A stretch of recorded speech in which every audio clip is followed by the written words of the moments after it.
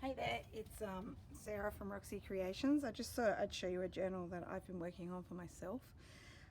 So I found this old Walt Disney Snow White and the Seven Dwarfs book, which I thought was really cute because I really like the animals, the bunnies and the squirrels and the deers, and obviously Snow White and the Seven Dwarfs and the birdies.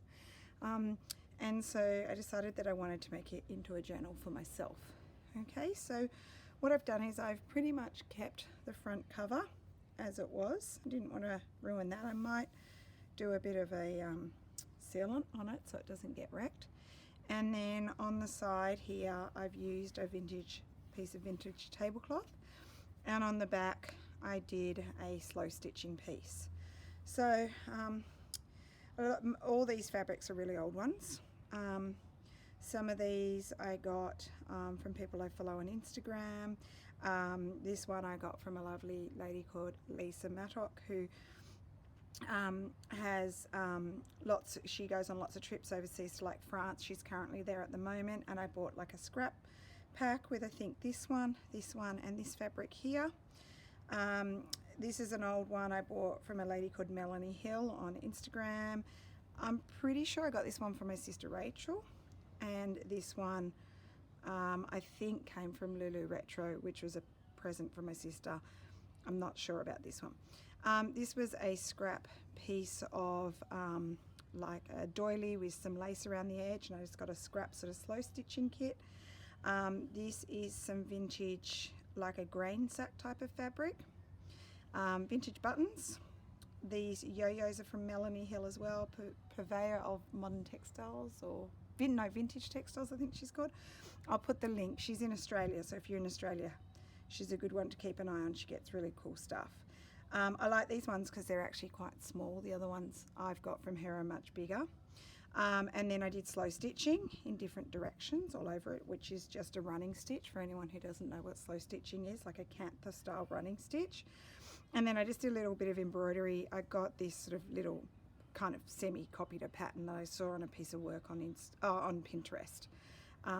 So I really like that, and hopefully I'm on screen and you can just have a quick look.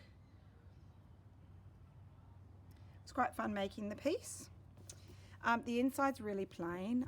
It's just the basis for my journal, and then obviously I'll do some decoration.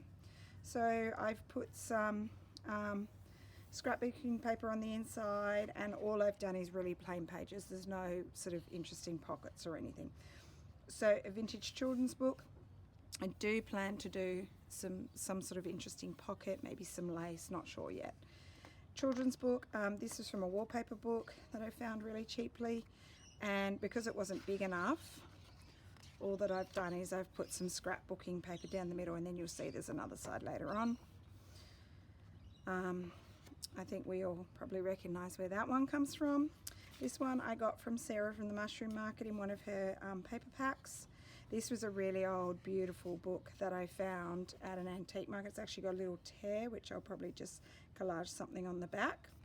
I got a butterfly and bugs one, and I think I got a bird one from that book as well. It was like an old, really old kind of golden book. Just some scrapbooking paper. A normal sandwich brown paper bag. I've split the end so it's got two pockets on each end. Some scrapbooking paper again.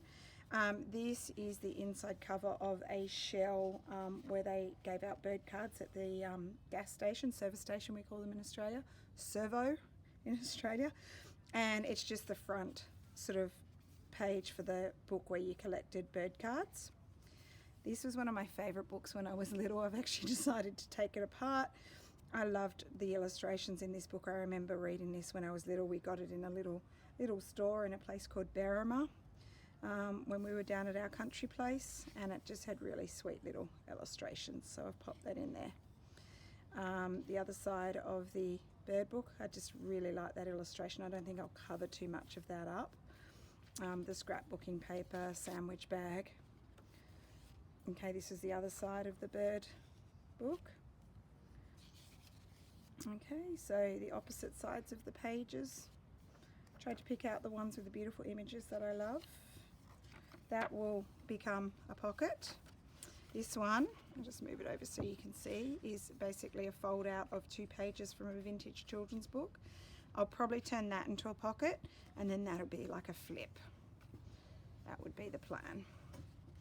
And then really cute kitty on the back there, another really sweet children's book. I've got quite a few of these books, but I have no idea what year they were published in because I cannot find dates on them anywhere, but they just have really sweet illustrations.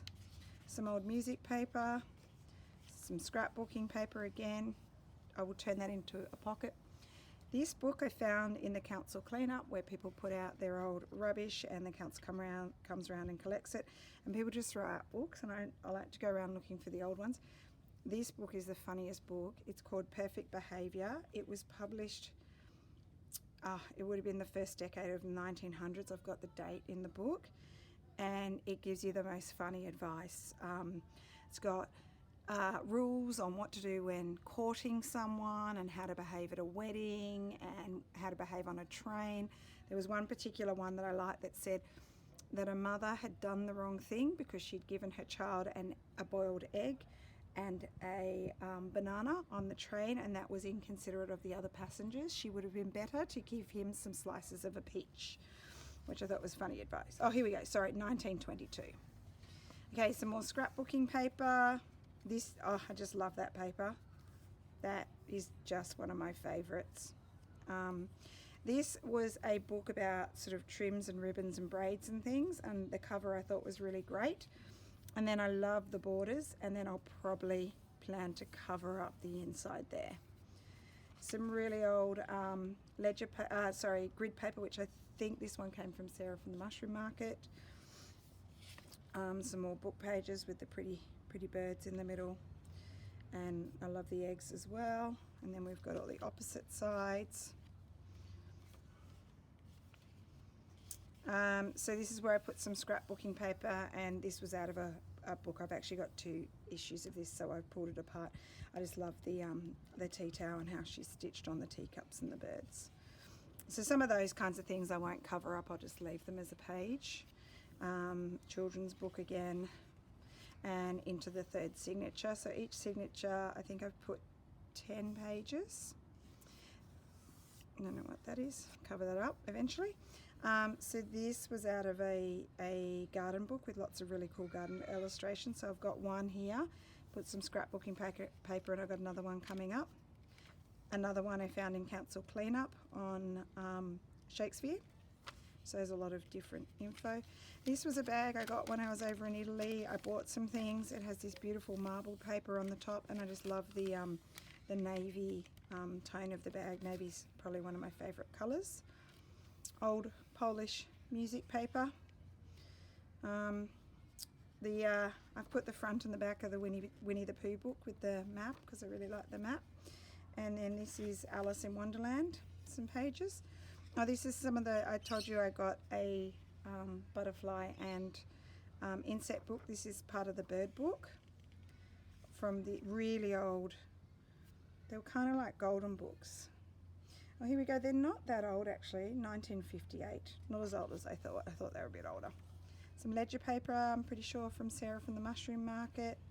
Some more scrapbooking paper. The bird page again.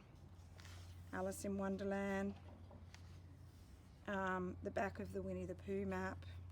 The music paper. Again, the bag, which I'll do some collaging on and put some things in. Part of the Shakespeare book. I like the old illustrations. This was again from the garden book that I bought at a Lifeline book sale, and finishing off with more scrapbooking paper.